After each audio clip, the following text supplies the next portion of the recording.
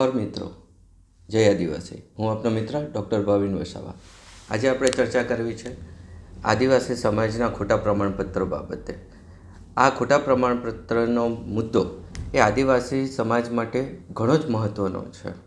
યાદ છે કે ગાંધીનગરની અંદર છાવણી યોજાઈ હતી અને ઘણું મોટું આંદોલન થયું હતું।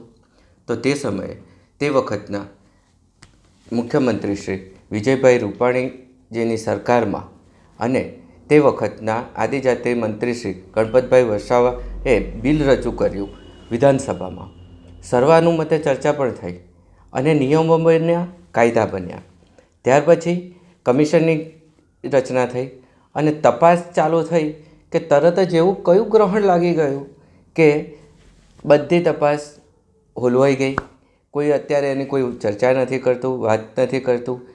ગુજરાતની બધી જ પાર્ટીઓ અને આદિવાસી સંગઠનો અત્યારે મૌન છે અને જાણે કે બધા પોતપોતાની ખીચડી રાંધવા બેસી ગયા હોય એવી હાલત થઈ ગઈ છે। તે વખતે આદિવાસી સમાજના લોકોએ તન મન ધનથી તેમને મદદ કરી હતી, સંગઠનોને મદદ કરી હતી અને આદિવાસી સમાજના સર્વ લોકો આ મુદ્દા બાબતે ઘણું જ દોડ્યા હતા અને મહેનત કરી હતી। તો આજે કેમ બધા બંધ છે? આજે કેમ કોઈ બોલવા તૈયાર નથી? તો આ મુદ્દે આખા સમાજે આપણે આ મુદ્દાને ઉઠાવવો જોઈએ, ઉજાગર કરવો જોઈએ અને બોલવું જોઈએ। આનાથી સમાજમાં ઘણો મોટો ફર્ક આવશે અને સમાજને ઘણો મોટો અત્યારે જે નુકસાની થઈ રહી છે, કેટલી નુકસાનીઓ થઈ રહી છે તે અટકી શકશે।